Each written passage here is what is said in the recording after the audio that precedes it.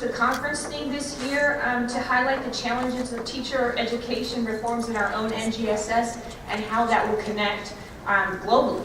So in the US we have NGSS, but what does that mean research-wise with people that we work with around the globe? And then I was very excited to see that journal, the special issue journal was developed by the editors of the Journal of Science Teacher Education, Norm and Judy Letterman, that brought together science teacher education research across the globe. So I invited them to share with NARST their expertise and scholarship with us about this. The representatives from then 6 continents are here sharing their scholarship and their models of science teacher education. Of course, this is not meant to represent the entire world. That would be impossible to do, but it does give us a broader perspective. And all the speakers are leaders in their fields and in their own countries and also internationally. I'm going to introduce first the, sorry about this, it keeps asking me to join the conference here. I'm already joining the conference. Here I am. I'm going to introduce the discussants first, and then as the presenters come up to present their papers, I will introduce them. I have sheets and sheets and sheets of information about them. There's so many great things I can tell you about them. I'm going to keep it brief, though, and just briefly introduce them so that in the interest of time, they have more time to actually share their work. First, I want to introduce Dr. Norman Letterman. He's the chair and professor of mathematics science education at the Illinois Institute of Technology. Most recently, he has been named as a fellow of the American Association for the Advancement of Science and the American Educational Research Association, and has also received the Distinguished Contributions to Science Education through Research Award from NARST. He's also the co-editor of the journal that I just mentioned. Dr. Judith Letterman is Associate Professor of Science Education and Director of Teacher Education in the Department of Mathematics and Science Education at the Illinois Institute of Technology. She was awarded a Fulbright Fellowship to work with South African university faculty, museum educators, and science teachers to develop research and curriculum that connects informal sites, including the Cradle of Humankind, to K-12 science classrooms. And she has won numerous teaching awards as well. And she's also the co-editor of the journal. And with that, Judy's going to introduce us some of the, she's going to introduce to us about the journal and how they put it together. And so,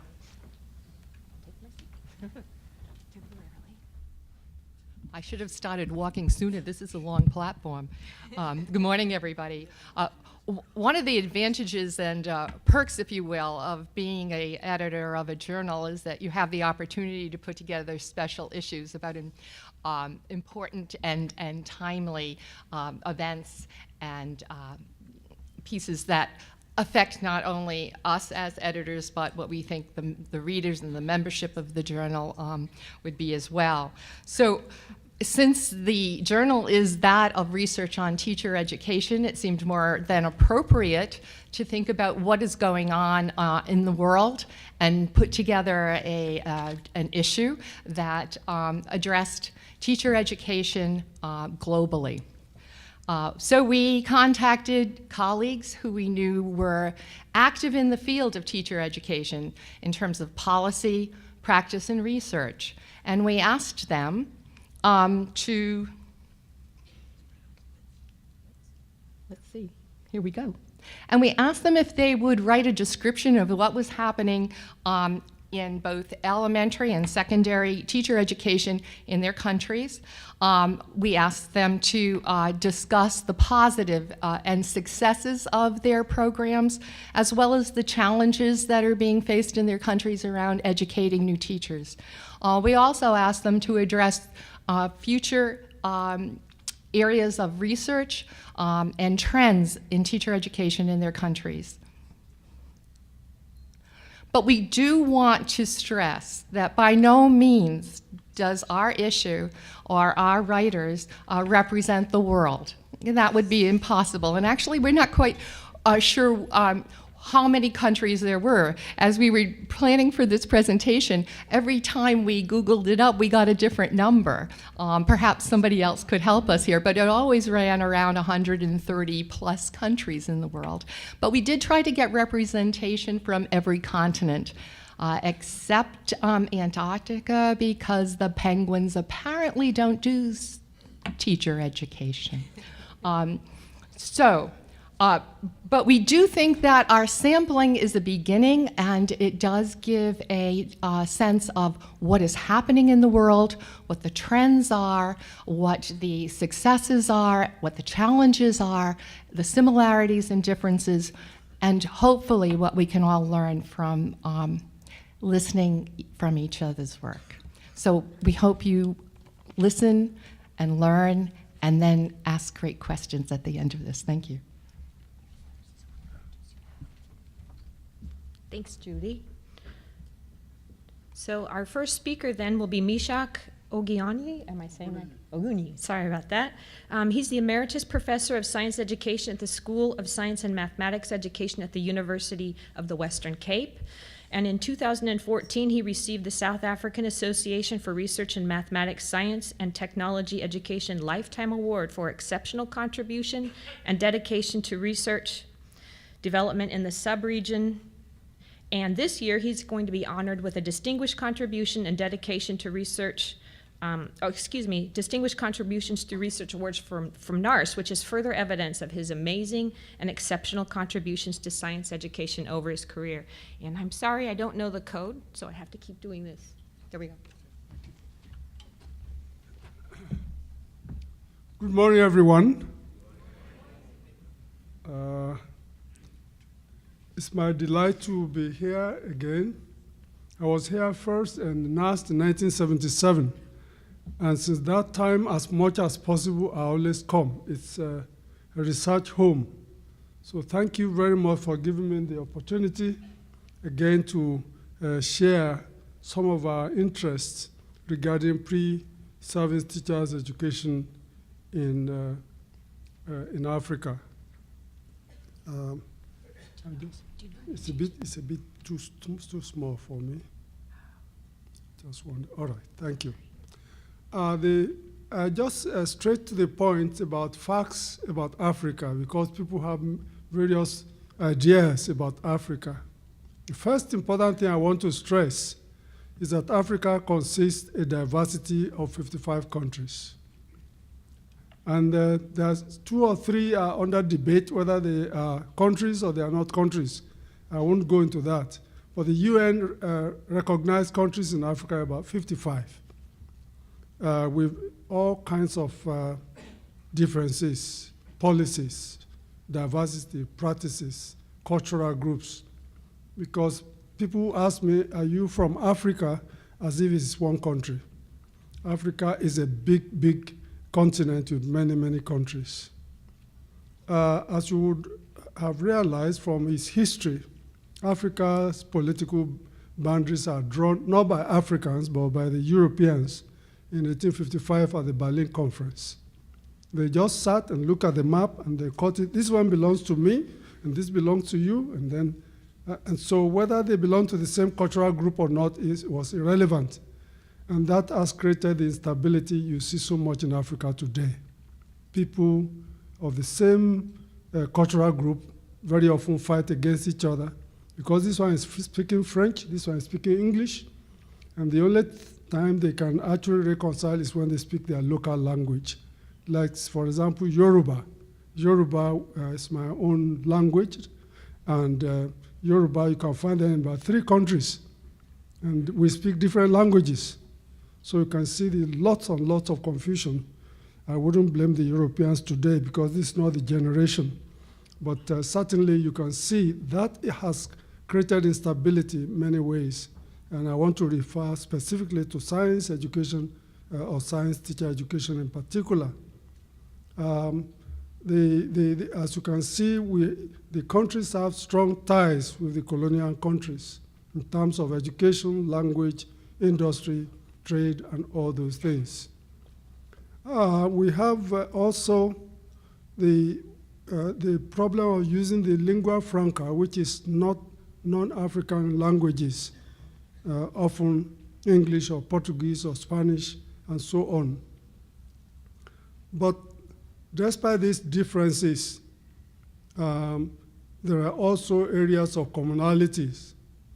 And I'm going to look at it in reference to science teacher education because of the background of colonial history. We virtually share the same kind of curricula.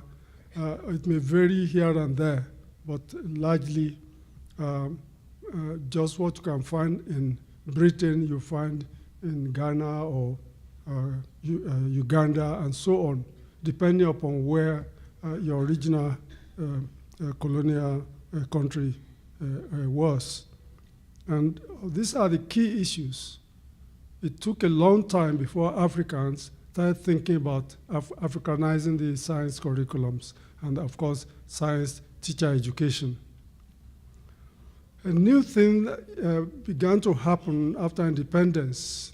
The facts of independence, the demands for science teachers have always been the main theme in Africa since the independence era of the late 1950s and 60s.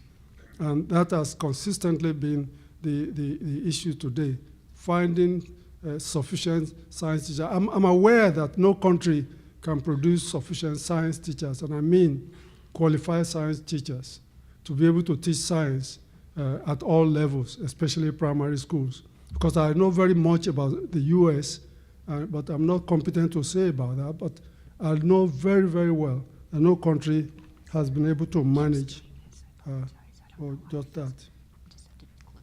Okay, thank you. So in the case of Africa, therefore, despite all the differences, the organization like the AU, that's the African Union, and other such organizations are helping to bring us together so that we will have a common front in attacking our various problems. But today we still have the issue of not having adequate resources in terms of our institutions are not enough to produce science teachers in the midst of curriculum reforms. There are also conflicting policies.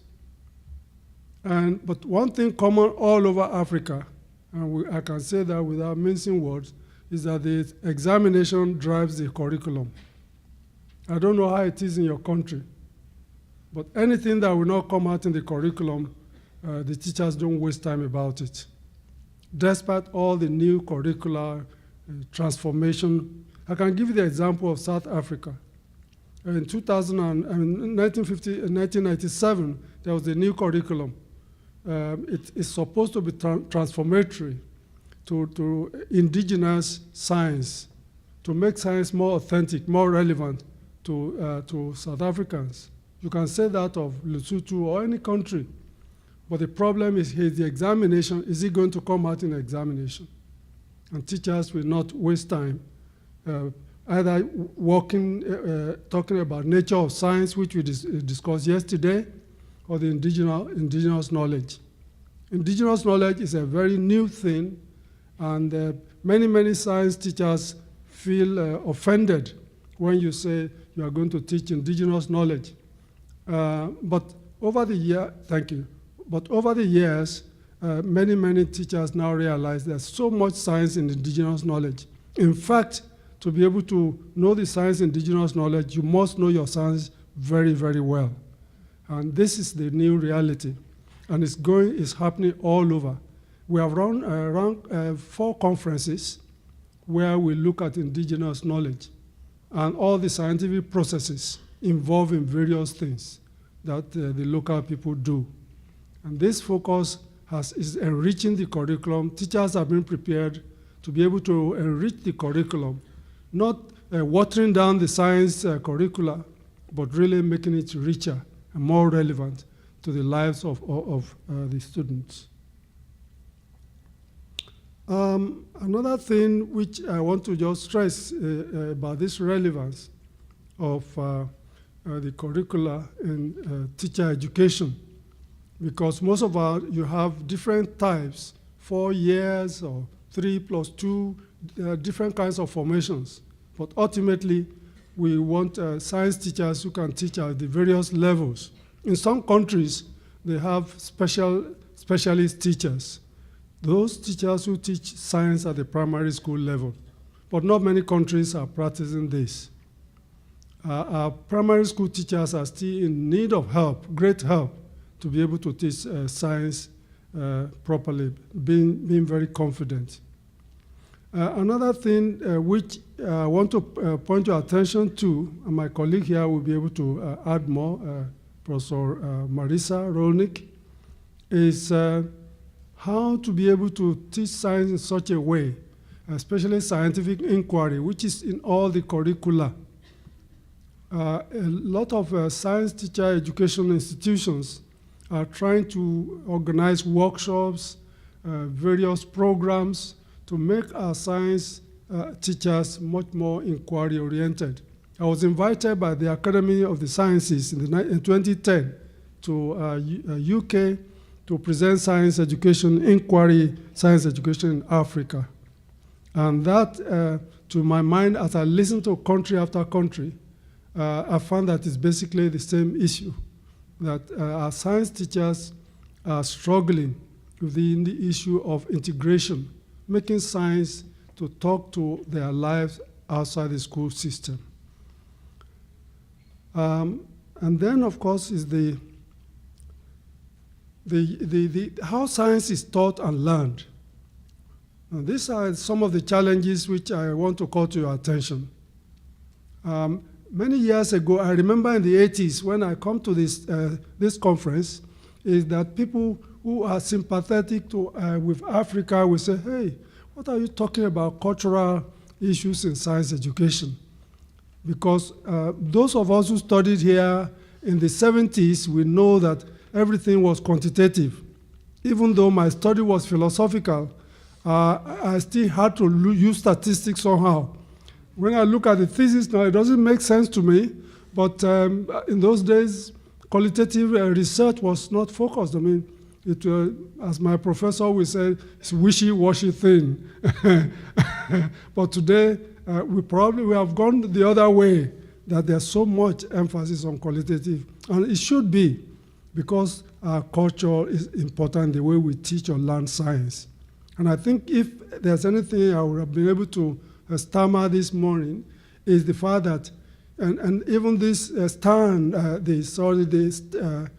NARST has changed over the years in such a very miraculous way. In the 70s or the 80s, it's never like this. I was like a lone bird, a bird going around, and some African friends will come and listen to let's hear what this African man will say. But today is different. NARST has changed in character and colors, and we don't know how to call NARST now. Maybe, Marisa, you have one or two things you want to talk about. Please quickly, we have about a minute or so left, and just to round up. Yeah, please. Just 3 seconds. 3 seconds, all right. Oh, 30 seconds. She is a very smart lady, so. So just something about the science teacher education, the models of science teacher education. We seem to be always bleeding science teachers out to more developed countries, and the less developed African countries bleeding science teachers to the more developed African countries. And mostly we have patterns of teacher education, I think, which are similar to the USA. Thanks. Thank you. All right, thank you.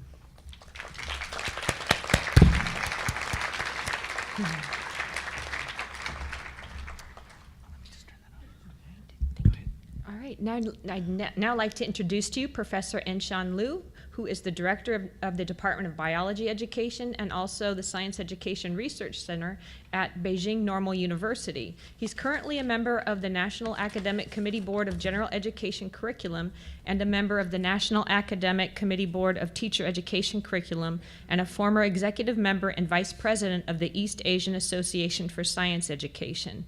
He's also the deputy president of the China National Association of Biology Teachers and the chairman of the National Committee on the Biology Olympiad.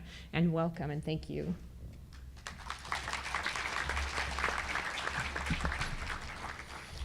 Thank you, Chairman. Good morning, everyone. It is my great pleasure and honor to speak here, talking about science teacher education in Asia. To begin with, I will talk about the similarity in teacher education in Asia.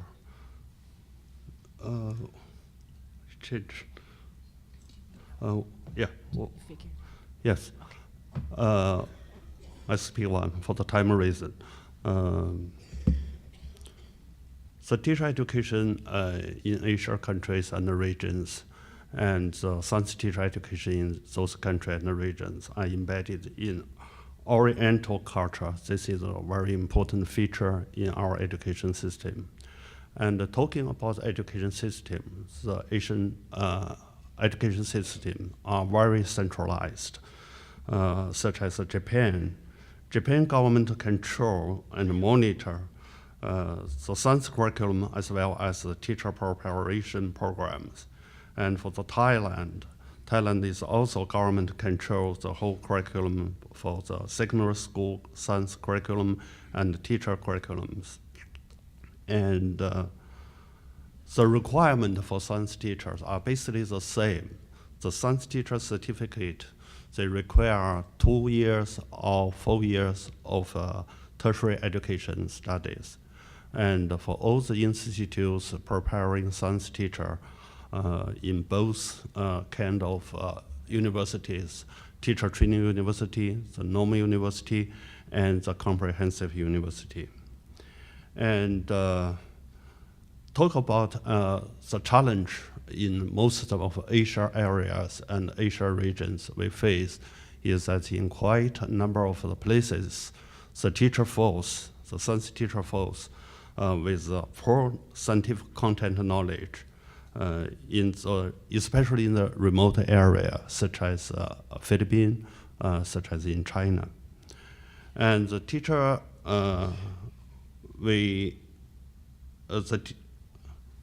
science teacher program focus on the 4 areas of content: the common required courses and the general education and the science content and the field experience.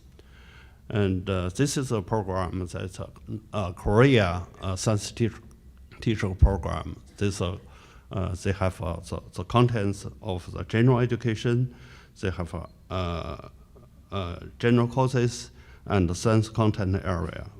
In the general education, they including pedagogy, science education, and the field experience. The program in Asia areas are much the same patterns.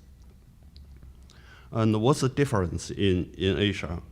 There is a very high teacher-student ratios in our classroom, such as in Indonesia, Japan, and China. And the pre-service teachers are mainly prepared in the colleges, teacher training colleges, and the universities. And the training institution need to get approval from the government. And what is the difference? There are several differences in different areas, such as in Hong Kong. In Hong Kong, the program, in Hong Kong, there are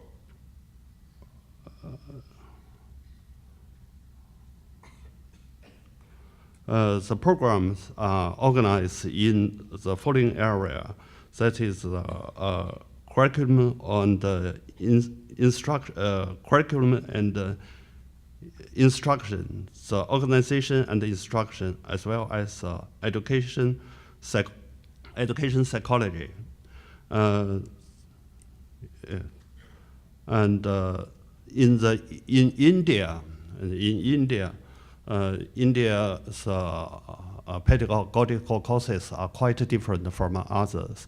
They arrange the pedagogical courses in the term of the language, mathematics, science, and social sciences instead of the school subjects.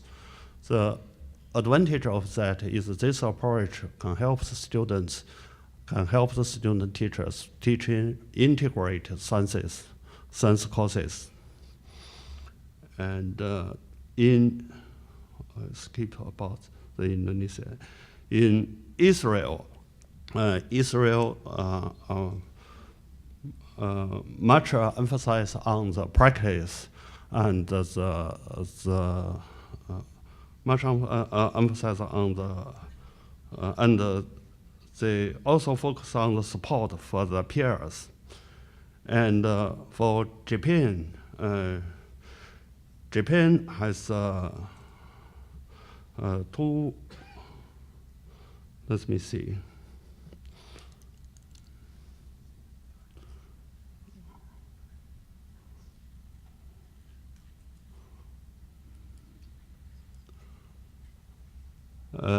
In Japan's science program,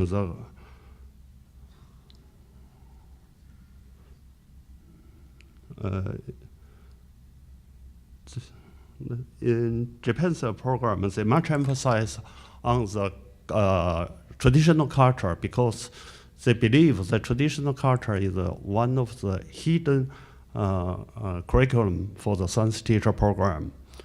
And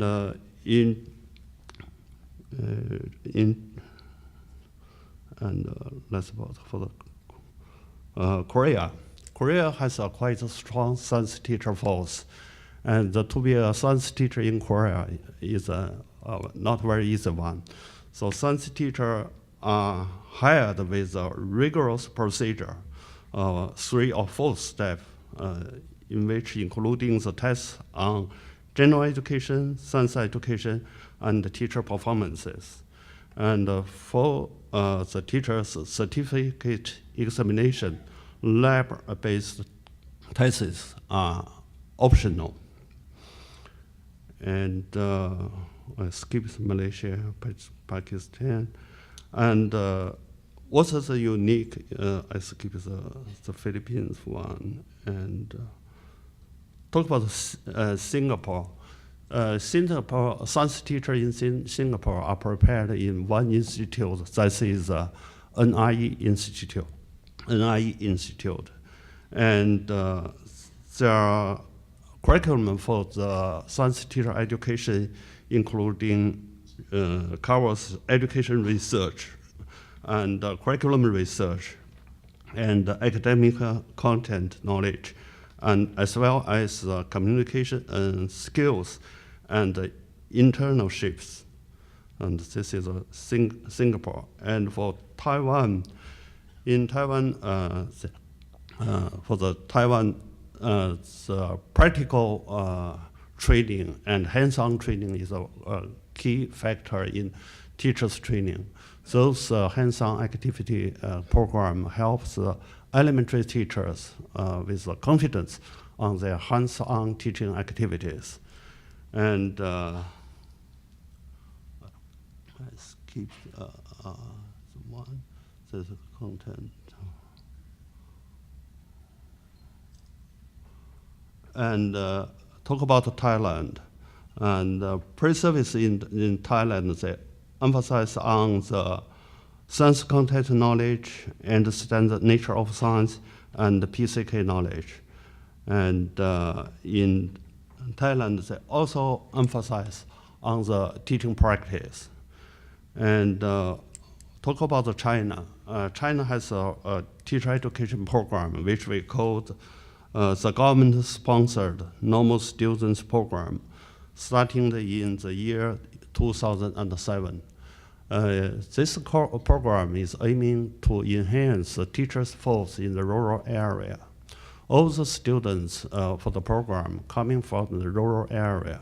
In each year, about thousands of the students from the rural area enter the key teacher training universities within China, which are about 6 or 8 universities enroll them as new students. They got the government supporting for their accommodation. They will not pay their tuition fee. And once they have the graduate from these universities, they need to go back to their hometown to teaching there. And after the 2 years of their service, they have an option that is a free education for their master degrees. So they can go back to the universities and to have their study as a part-time student to get their master degrees. This is our program to enhance the teachers' force in the rural area. What's the next? The next in Hong Kong, the next is Hong Kong will emphasize on what is a good science teaching in the classroom. This is what they emphasize. And they also emphasize on the nature of science and the scientific method and the use of concept change instruction skill for the student teachers. And for the, let's be quick go through this. And for Japan will emphasize on the cultural background. So they will emphasize on science teachers aware about the cultural issues. And for the Korea will reconstruct for their teaching training program for fitting their aim of the teacher professionalization.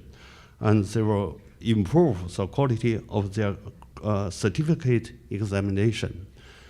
And I skip some Malaysia, Pakistan, and the science teacher training in Taiwan for the next are much more research-driven. They focus on two things. One is they encourage teachers to recall, the student teachers recall their design thinking. And another one is inquire the ICT into their teaching. So this is Taiwan. And for Thailand will much emphasize on the nature of science in the classroom. And what's for China? China will emphasize on the pre-service education with consistent with the K-12 education reform. This reform is inquiry-based and focusing on the deeper understanding of the student learning. Thank you. Excuse me for my poor English, sorry.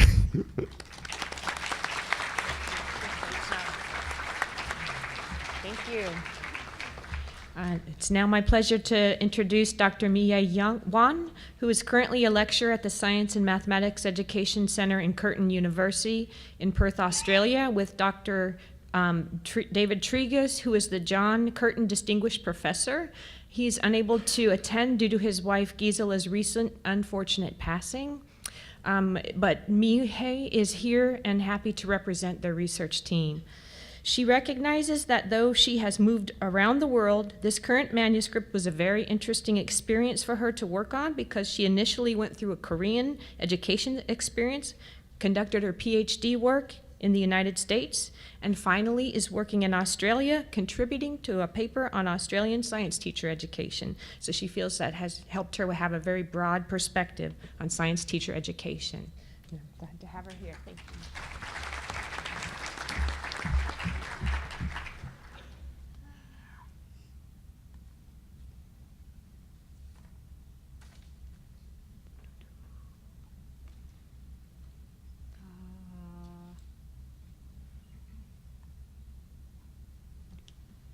Okay, it's an honor to be here.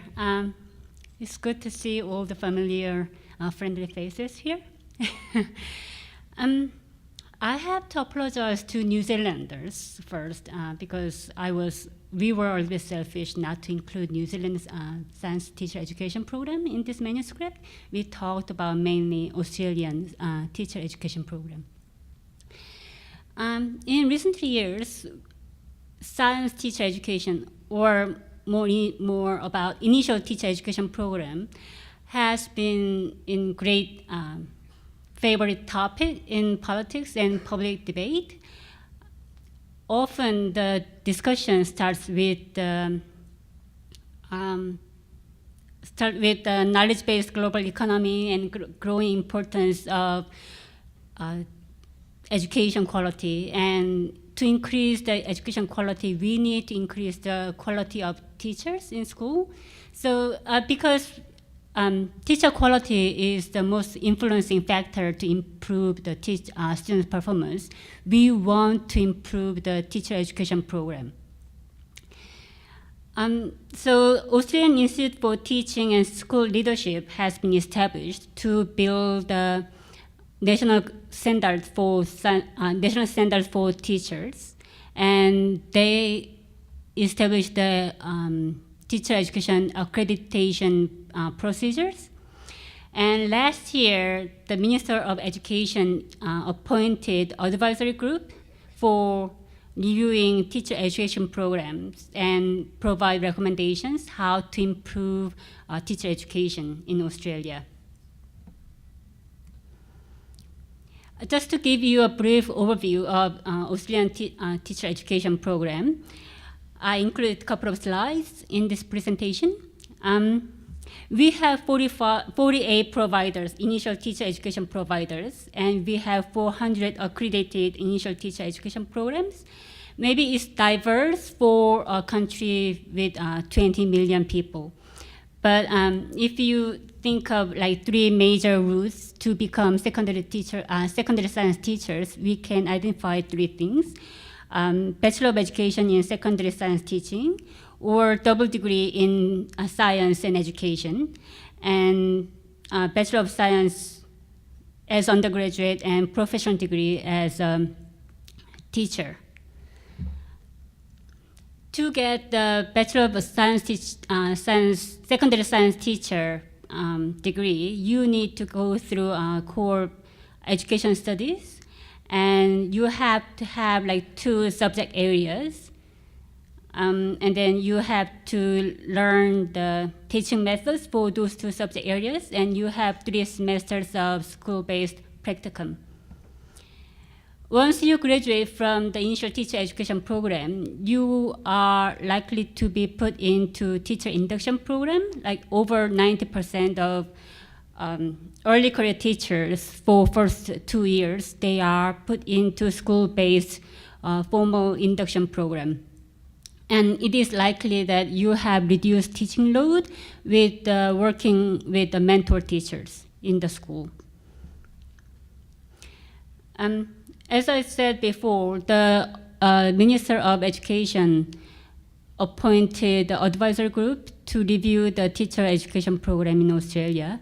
And only a month ago or so, they released the findings of the review and provided recommendations. Of course, they provide very grim picture of teacher education program in Australia.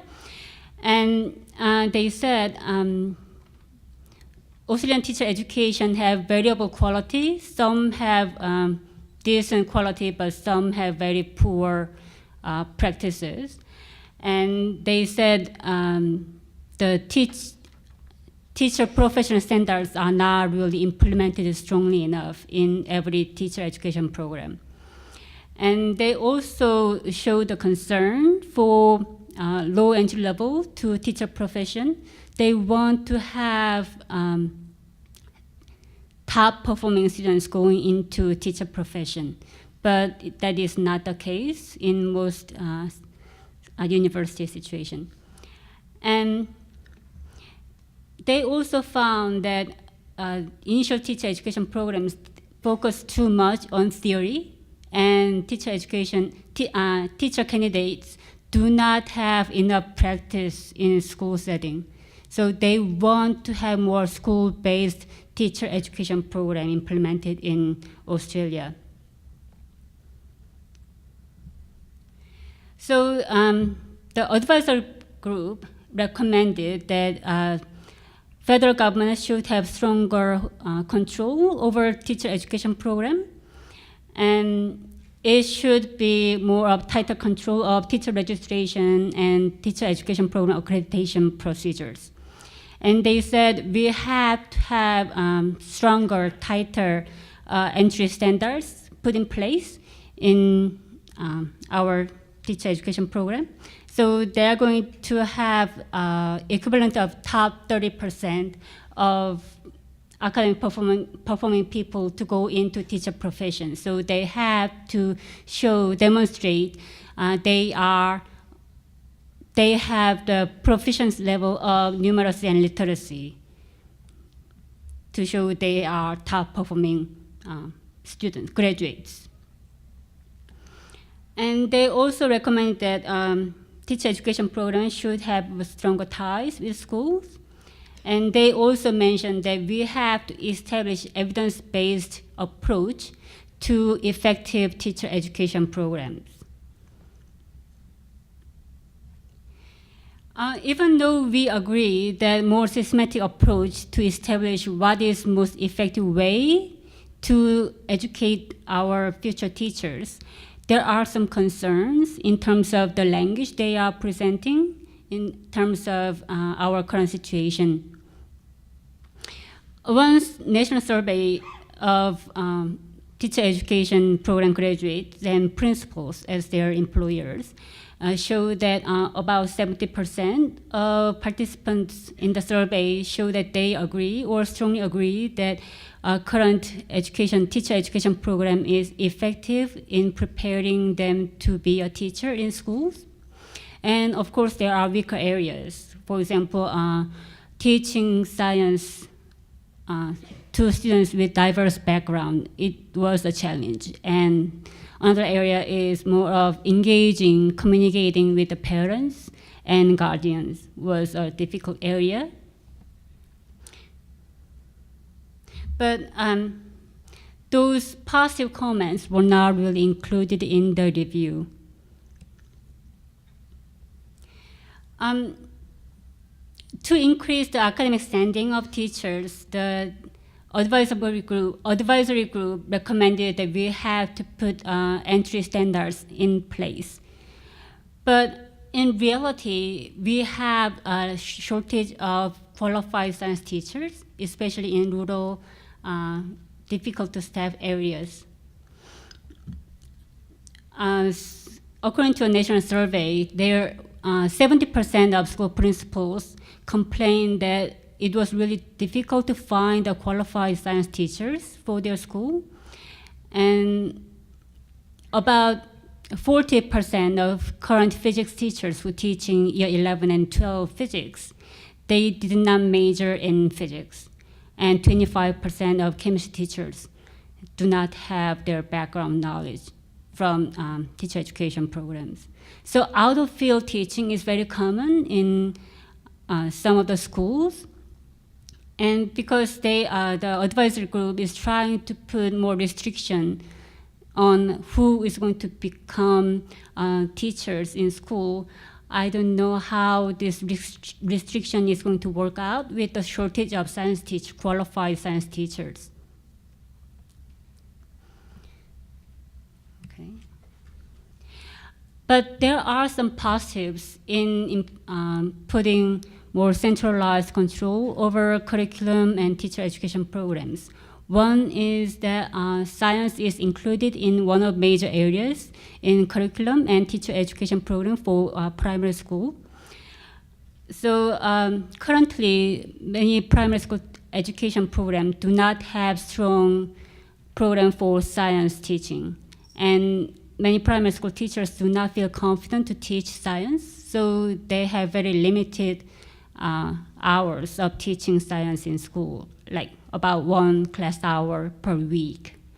So if we have these national standards implemented in teacher education program, we may have some increase in importance or component of science teaching in teacher education program. In this presentation, I talked about the quality of teacher education became more a policy and accountability issue rather than academic issue. Policymakers often talk about Finnish education program. We need to go into more high-performing country list.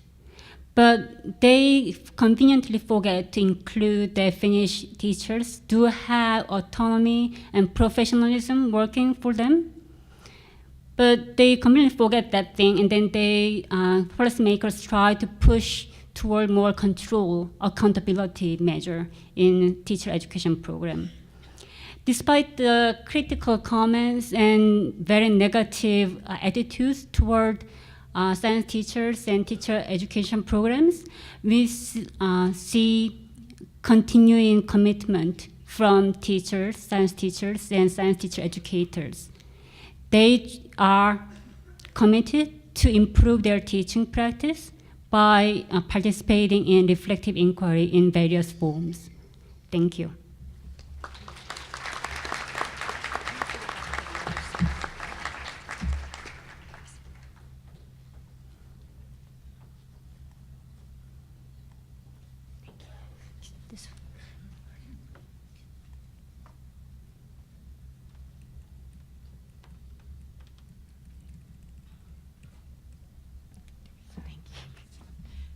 I'd now like to introduce Dr. Justin Dillon. He's the Professor of Science and Environmental Education and the head of the Graduate School of Education at the University of Bristol. He is currently the co-editor of the International Journal of Science Education and is a past president of the European Science Education Research Association, and was given the Outstanding Contributions to Research in Environmental Education Award by the North American Association for Environmental Education in 2013. And I'll leave it to you. Thank you.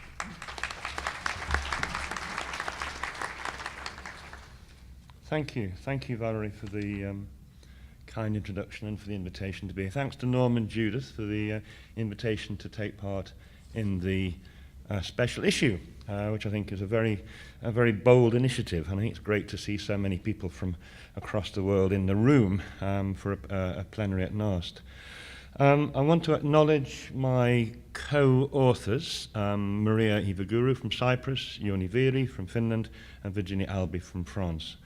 How many countries are there in Europe? Here's the pre-test. Is it A, 20, B, 30, C, 40, D, 50, or E, C? How many people think 20 countries in Europe? Good. 30? 40? No. 50? And who thinks 60? Hopeless. Right, the answer is 50. There are about 50 countries in Europe, so trying to put to, when Norm said, could you do a paper which represented Europe, you can see the challenge, similar to what he said. So I said, well, I need to bring in a range of people who can give different perspectives, because you can't cover 50 countries in 5,000 words. So what we tried to do is to pick countries which have some different geopolitical situations, different outcomes in terms of international studies, and which represent some of the diversity of Europe. So we chose the four to give you some. I know some people from the US in the audience, so to give you an idea of the relative size of these countries. Cyprus has 1.1 million people, which is about the population of Hawaii. Finland has 5.4 million people, which is about the size of Minnesota. England has 53 million people, which is equivalent to population of South Africa, 2 times Texas.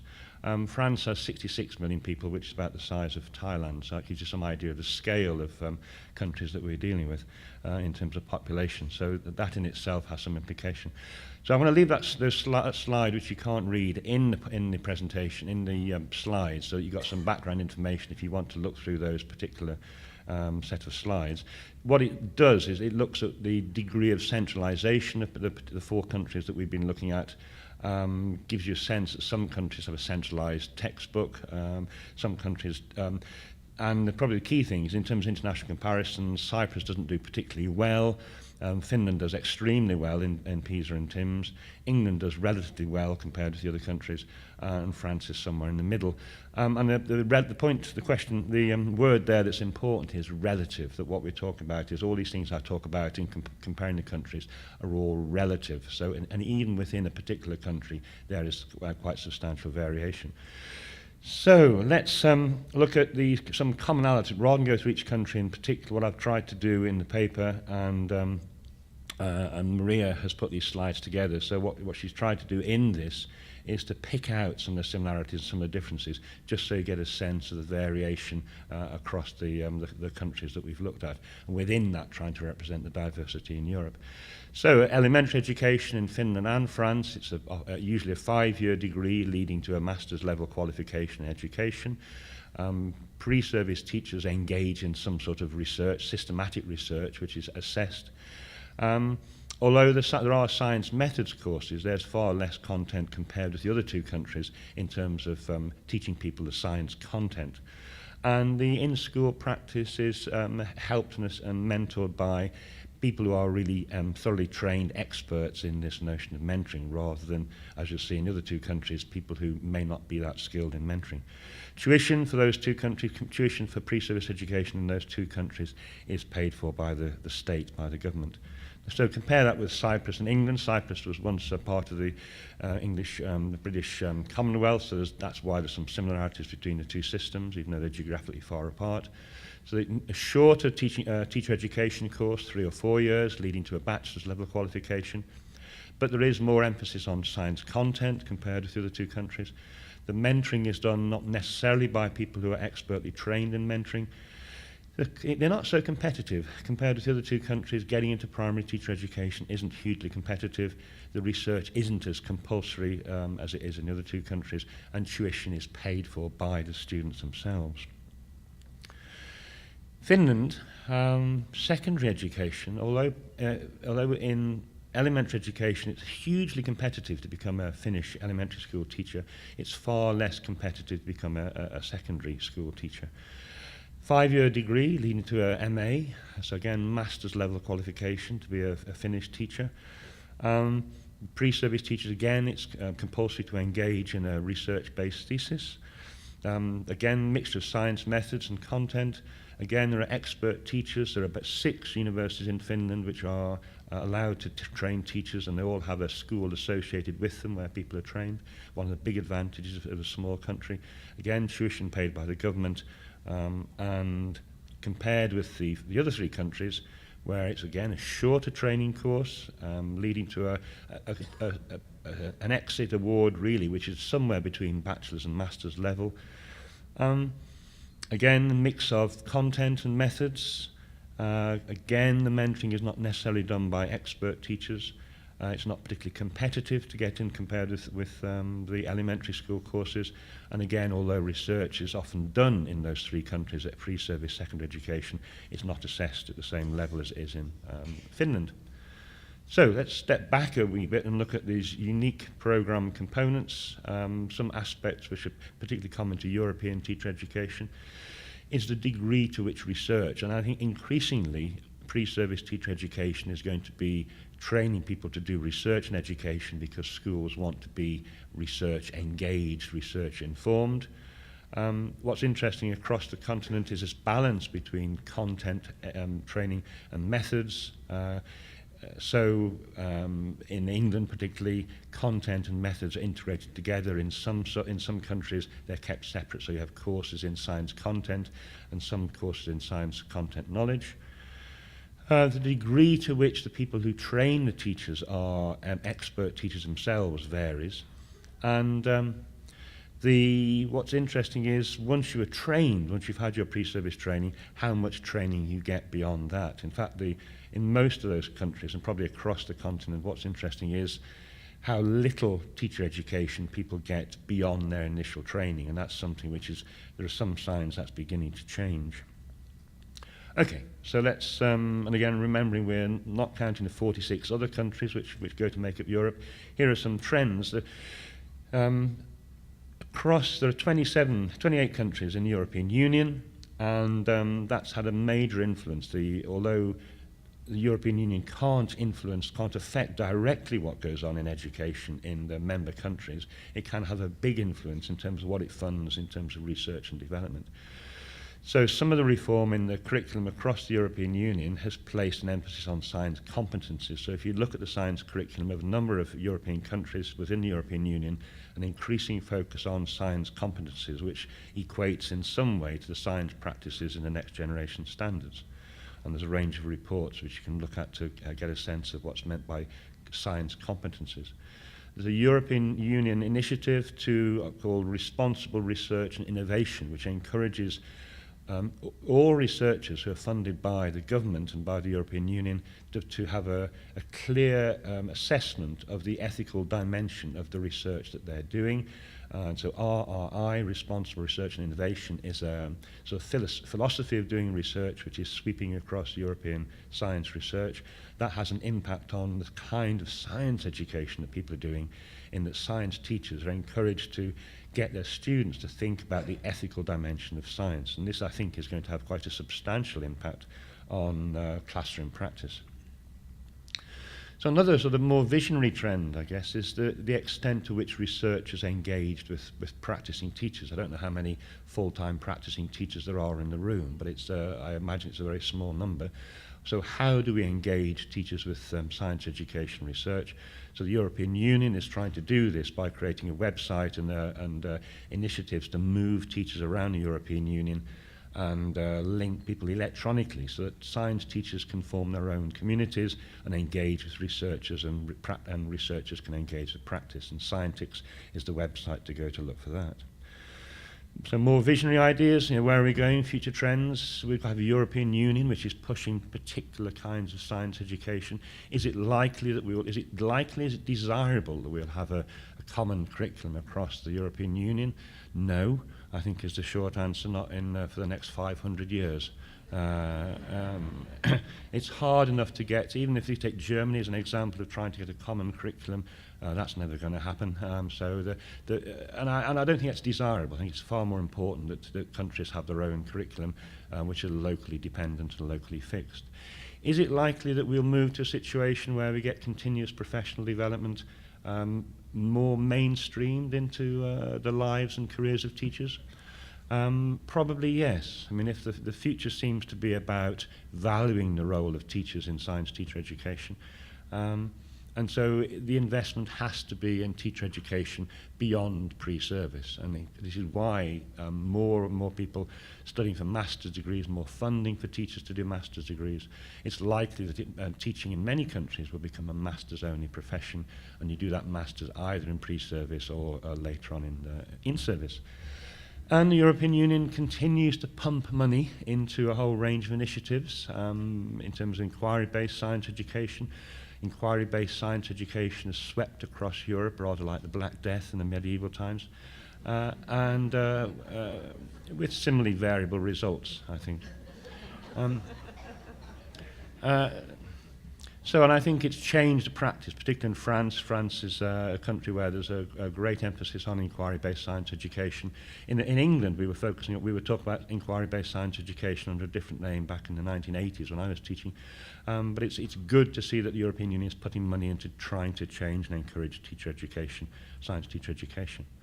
So, on that point, I'll draw to a close. I recommend the paper to you because what I've done in 10 minutes is to skim through and generalise. The paper is a little bit more nuanced than that, and I hope you enjoy it. Thank you very much.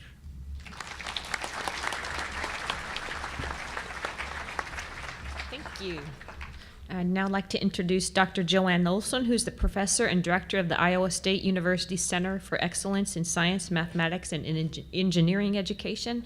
She's currently the past president of the Association for the Science Teacher Education and has been the recipient of 2 NARST Outstanding Paper Awards for her work in elementary teacher preparation, and again, in a work with, actually this year, on a paper that examined nature science teaching practices. She's also received the 2012 Implications of Research for Educational Practice Award, also from the ASTE, for her work in the preparation of teachers on teaching the nature of science. And thank you. Thank you. It's good to be here, and thank you everyone for coming. I'm going to attempt to address 2 major countries in North America, fully recognizing that there are other countries in North America, including Mexico, that need to be represented. And so my authors are here so that you can put some names to faces, and Chris Tippett is over here. Todd Milford is also involved from the Canadian side, as well as Chris Ohana and Michael Clough from the US. I will start out by saying that if I slip and say any words that are things like all or never, that I'm probably wrong, because there are exceptions to everything I'm about to say. Like the other continents that have been represented here today, the teacher education in our countries reflects the culture, and so decentralization is the norm. So when looking at the Canadian teacher preparation system, there is no federal Department of Education. As a result, teacher education is a province or territory issue. Separate programs can exist within the same institution that are highly specialized. So there may be a French program and an English program that are both leading to the same teaching certificate, but they're completely independent programs. There are also highly specialized programs that may include things like Aboriginal teacher education, Catholic teacher education, French teacher ed. There are 66 Canadian teacher education institutions that provide over 450 teacher ed programs. These are broken down by province. Teacher education, as I've mentioned, is done at the university, and a provisional teacher certificate requires a Bachelor of Education degree.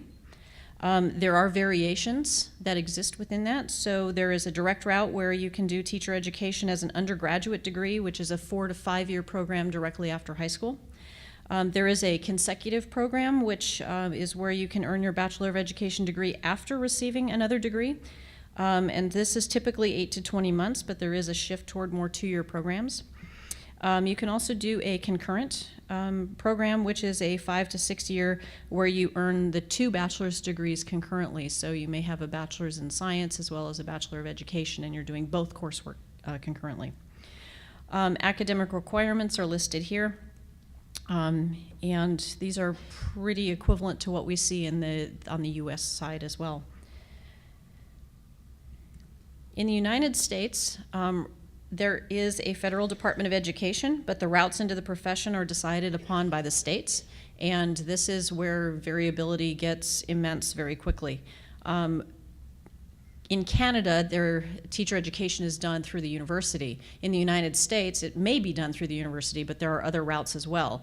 And every state, as far as I can tell, again, it's always a little scary, but every state, as far as I can tell, has multiple routes, including university-based programs, but also including others. So the most common that we hear about is the university-based programs, and most of us, are coming from these kinds of programs, those of us who are from the U.S. And this is, even within university-based programs, we have variations. So you can get a 4-year degree in elementary education or in secondary science teaching, or you can get a 4-year degree in something like physics or liberal studies or chemistry, and then add teacher education coursework and field placements. You can get a bachelor's degree in something else and add teacher education as a post-baccalaureate option with no additional degree. So for example, in California, teacher education is done as a 5th-year program in addition to your bachelor's degree. And then you can also get a bachelor's degree in something and add teacher education as a master's degree program. And so the master's programs typically get titles like MAT, but not always. Sometimes it's MED or MS. And these can be 15-month, 2-year, and so on. Some are university-based and some are completely online. And so there's a lot of options even when these are run by universities. We also have alternative programs which have a vast array. I am completely underrepresenting them on this slide, but any search on any state in the United States and teacher licensure, and you will see the list of ways that you can get into the profession. Some of these are online programs that are not associated with universities. Some of them are what I call a 5-week crash course. So it's a general, here's how to write a lesson plan and do classroom management, and now we're going to put you in a classroom in the fall. At which time you can take some teacher education classes.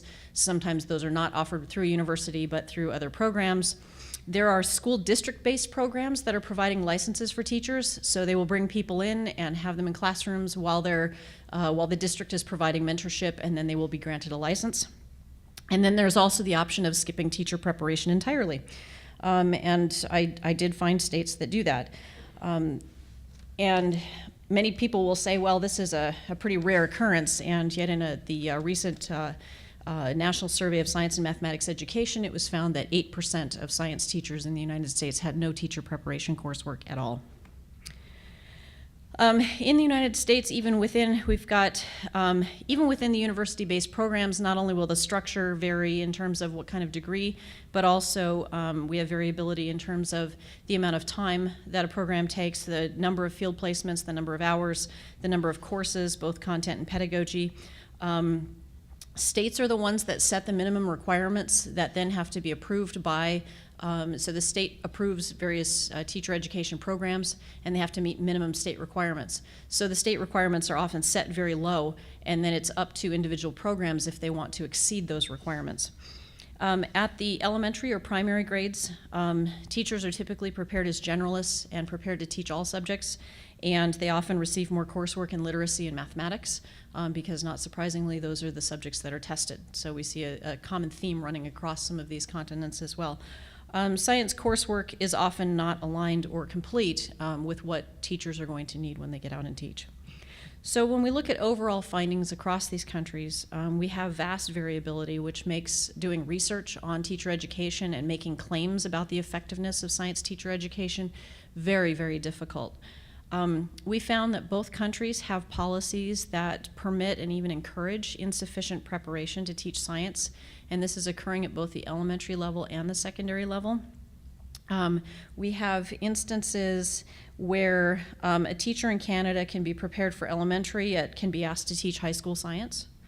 In Canada, we can also see that there can be K through 12 certification in any subject, so that teachers can move grade levels and subject matters. Requirements in the US for content and methods can be quite low.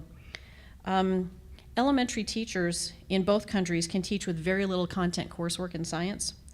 One state in the US licenses teachers only in science, and so they can teach any subject. So they can be teaching middle school biology, high school chemistry, and all over the place. We have another state that will allow a license to teach a science subject that only has 9 credits required. So you may have 24 credits in one subject area, but if you have 9 credits in others, you can teach those, including advanced placement courses. We also have the proliferation of vague licenses like basic science, all science, or just this generic science that are often used as ways for states to loophole science requirements. So the same state may have a physics license with very high requirements, but then they'll have a basic science or an all science license with very low requirements, and you can still teach the same physics course or the same chemistry course. So there's concerns about lack of content knowledge, there's concerns about lab safety, there's concerns about pedagogy. The number of science methods courses that a teacher has to take can be very low, and in many cases it doesn't have to be a dedicated science methods course. So a program could create a general secondary methods course that includes art teachers, music teachers, physical education, history teachers, and so on, and they're all in that same class together. So they're getting generic pedagogy. And one of the consistent findings that we have from all of this is that the research that we're doing is not impacting the policies for setting these state and provincial minimums of what is required for someone to teach in schools. And so as a NARST membership, I think it's very important that we recognize this and be very proactive in doing things to ensure that our research is impacting who ends up teaching our children. So thank you very much.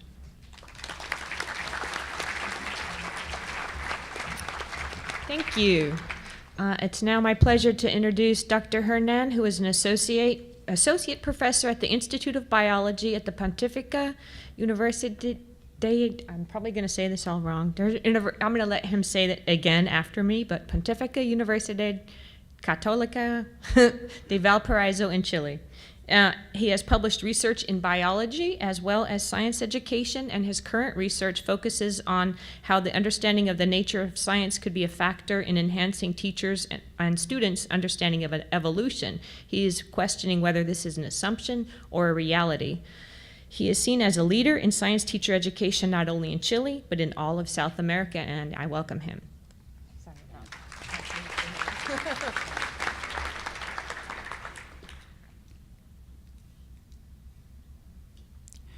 Thank you very much for coming. Good morning. I'm very glad to be here to share with you our work, and I'm very glad, and I would like to say thank you to Judith and Norman Lederman for invite us to collaborate in this issue, and I'm very, very glad to be here, and I'm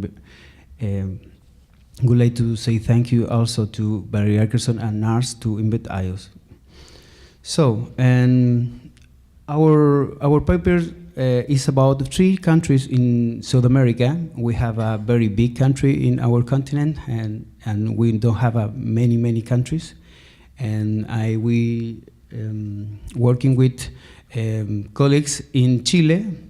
I would like to say that in the paper is also Corina González, Germán Ahumada, Claudia Vergara, that is here, and David Santibáñez is also here. And we all from Chile, and also Melina Furman and María Podesta from Argentina, and Joana Camacho, Rómulo Gallegos, and Royman Pérez from Colombia. And my presentation have 3 parts. The first is a general introduction about the characteristic of our countries, and the second part is the result about science teacher education in our countries, and finally we have a discussion. And we have only 12 countries in South America, and half of them usually participate in this very huge assessment about science education or science performance, like PISA. But unfortunately, we are not very knowing about the good result of this test. We are mostly knowing about soccer. Usually we have a lot of soccer gamers playing in Europe, and we are also knowing about our economies, because in the last years we are a lot of good performance in macroeconomics performance, but we have a lot of challenge, because we still have very low public expenditure, for example, and in our countries. If you can see here, the mean of Latin American country is very low comparing with OECD expended.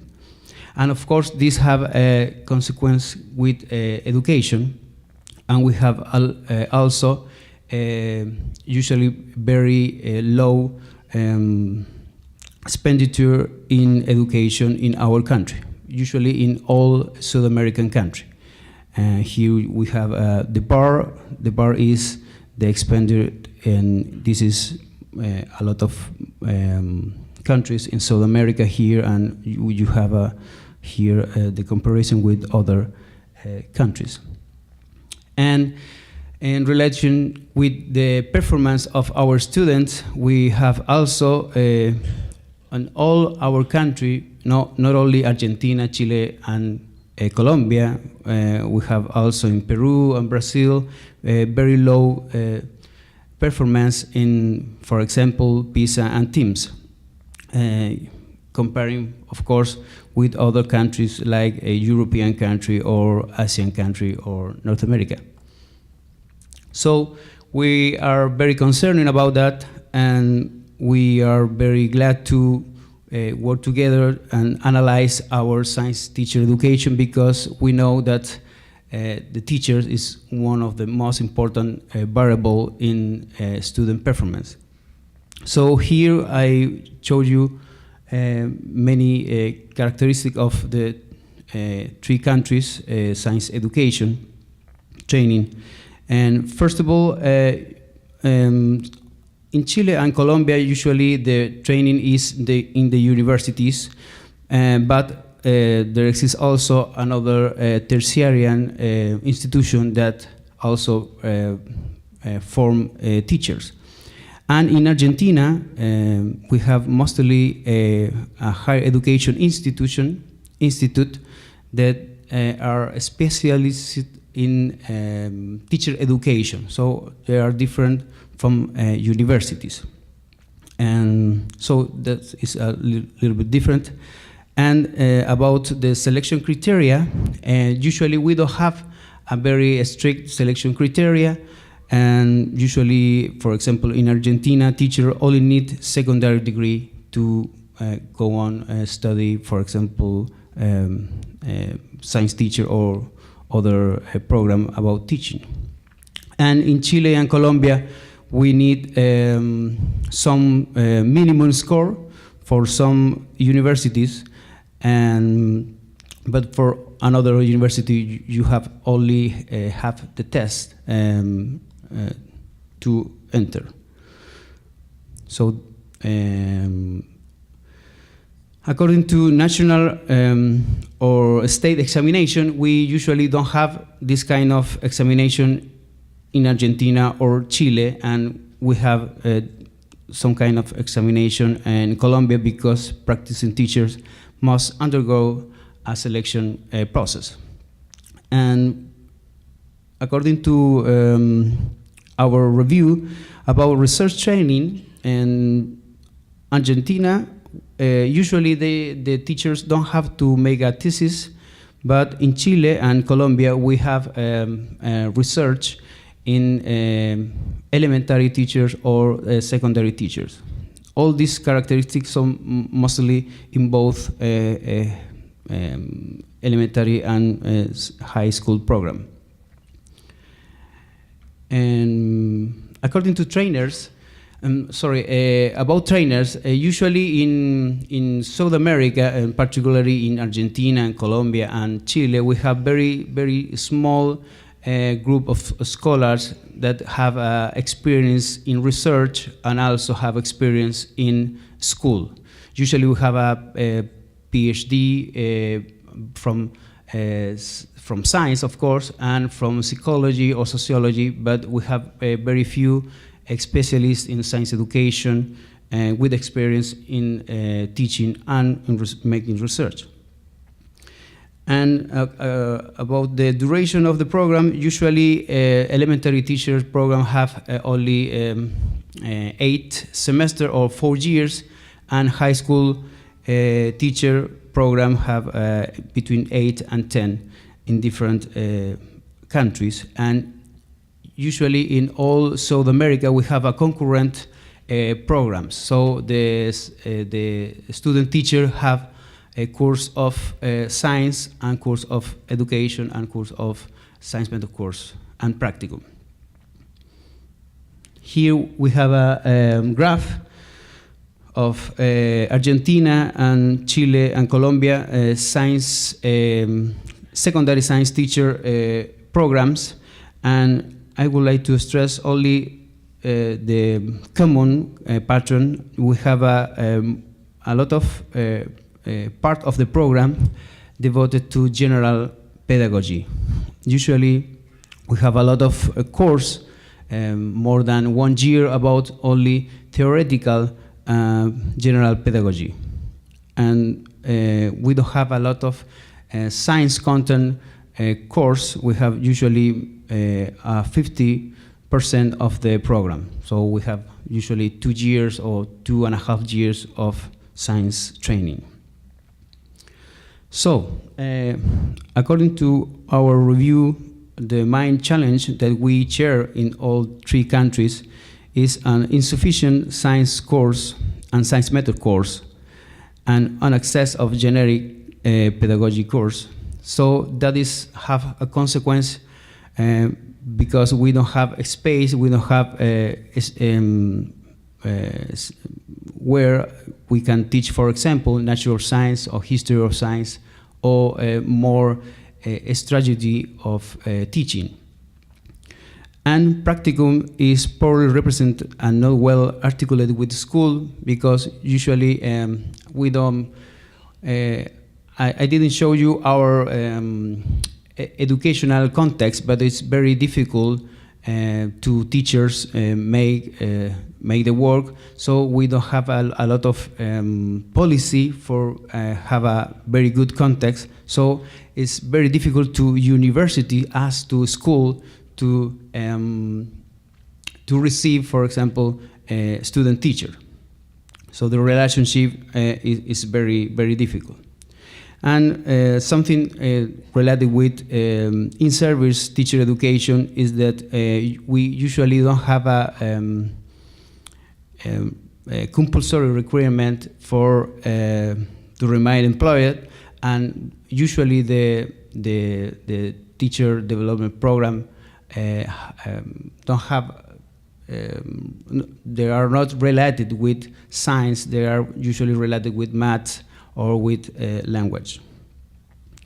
So our future needs and our future hopes is that despite all the mentioned limitations regarding science teacher education in our country, it is important to note that the last 20 years we were increasing our scholar community, so we have more colleagues, more science educators that can make some apport for the teacher education, science teacher education. And in the last years, we have also many educational reform in our South American country, implementing more good condition to science teachers. So we believe that in the near future we can improve various aspects that are deficient in our science teacher education. So thank you very much.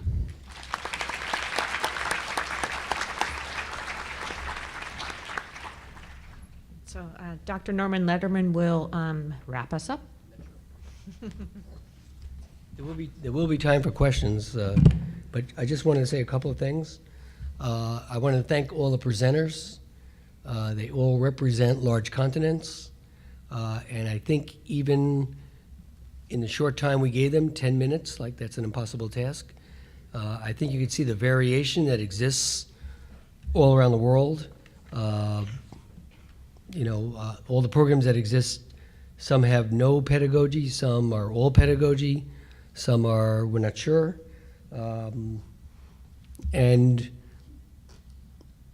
when I was originally going to NARST, teacher education was not a big concern. That was considered a generic thing. And now the two biggest strands are the pre-service and the in-service teacher education strands. So it's obviously important to NARST, and it should be, because ultimately we're caring about kids learning science, and teachers are very important in that process, and how they come to become teachers is important. But often in our sessions, we don't necessarily take account of the tremendous variation there is across the world, and we're just talking about whether teachers were successful or not in teaching whatever, but context, which is my new big word I decided yesterday, is critical. Where are these teachers coming from? What's important in that country? I often go to countries where what I see when I watch effective teachers is what we in the US would say is terrible teaching, and yet the kids are learning, they're doing better than American kids. So, there's so much variation and so much context and so much culture that we need to not forget that. And that's why we thought, Judy and I, and thank you again to Valerie for even, she asked us, we didn't ask her, but the value of this session we think is tremendous, and obviously is an important issue to everybody, even though we have all this variation. So that's my little 2 cents, but I want to give you a chance to ask questions. I obviously have some prepared questions in case everybody sits here like I have nothing to say. Are there questions for our, yes, here's one.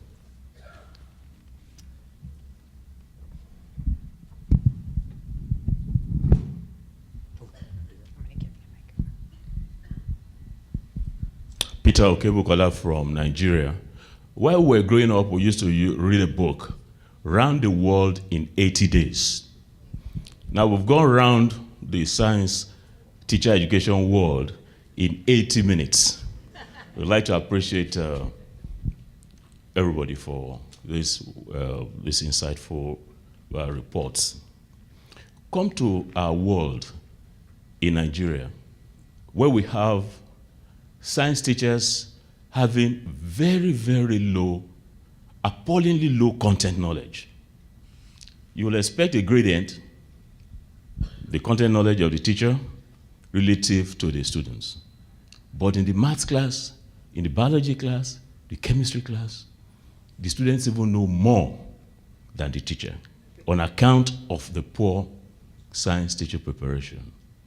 What we have done is to reformat our teacher education program.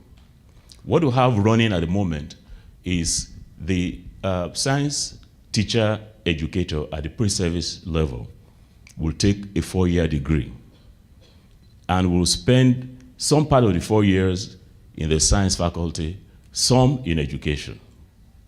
So what is being the new model is to have the science teacher spend full 4 years in the faculty of science. And then, so we're extending it to a 5-year degree program. So you have to now come to the faculty of education in your final year and have layered on it, if you like, pedagogic knowledge and pedagogic content knowledge. But the thing is, what then is the attraction for the graduate who has spent 5 years rather than 4 years?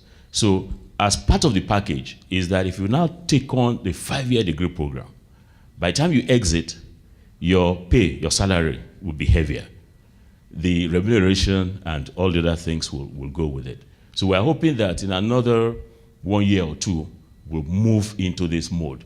But I tell you, we are saddened, deeply saddened by the lowering, almost on a daily basis, of the content knowledge of our teachers. So maybe if any of the panel members has some insight into how you have been able to do it. I know that South America, you also mentioned that you have that challenge of the content knowledge being lowered. Thank you. One of my first questions was, what's the appropriate balance of pedagogy and subject matter knowledge? So, anybody? Comment? Joanne? I'm going to be filled up. I mean, we have the same concerns in our countries about the lowering of content knowledge and the low pedagogical expectations as well. And so while we know that just adding more and more and more and more science content isn't going to, increase every single time in effectiveness on teachers, there's some top point. In the 2 countries that we examine, we're nowhere near that top point. So do you want to? We really don't know. In South America, we have only a half of the program devoted to science content. We think we need a little more, but we don't know also if it's the total program. And we also have the,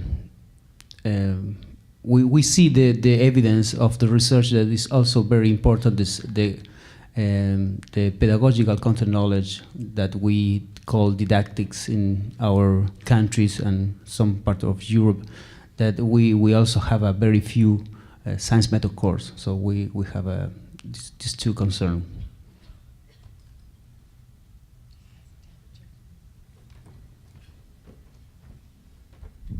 Are there other questions? Got some? Oh. I don't see it. Oh, how do I get that?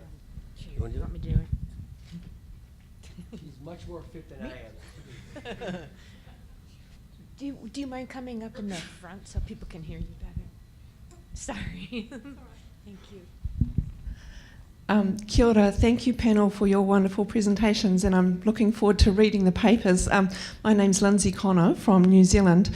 My question is, to what extent do you think the initial teacher education programs in the various systems kind of take account of the research that we have on learning and I'm thinking in particular of the wonderful innovative learning environments project that was run by OECD. So it was a comparison of 47 different systems, education systems.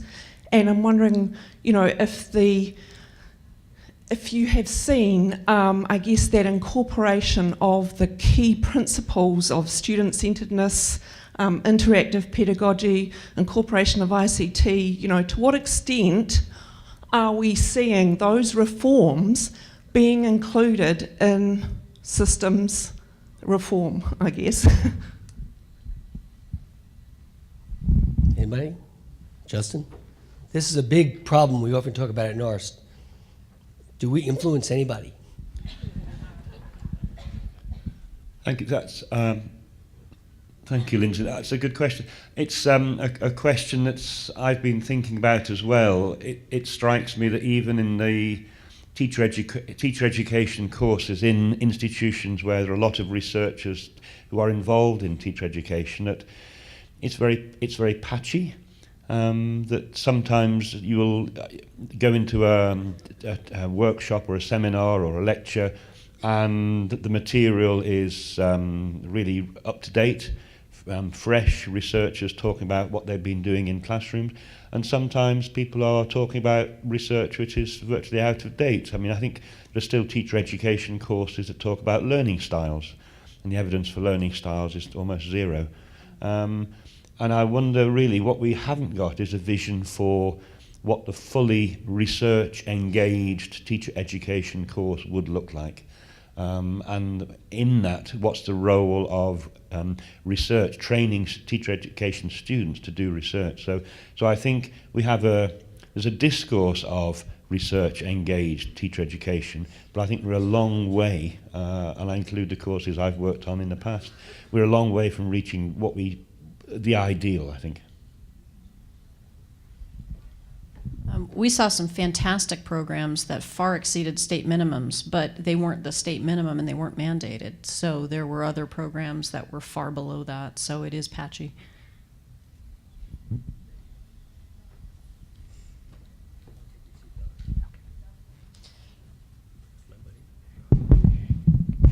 Unfortunately, one of the trade-offs of having a panel is that we run out of time for questions, but I do want to let you know that they're here to stay after. I know the time is up, but I just did want to thank all of them for their contributions, and also to Norm and Judy for organizing the special issue. If you want more information about any of those, you read the papers. It's the first journal I've read from cover to cover myself. It was very interesting. So I thank all the panel, and I hope you continue to enjoy NARST this year, and if you have other questions, you can come up. So thank you very much.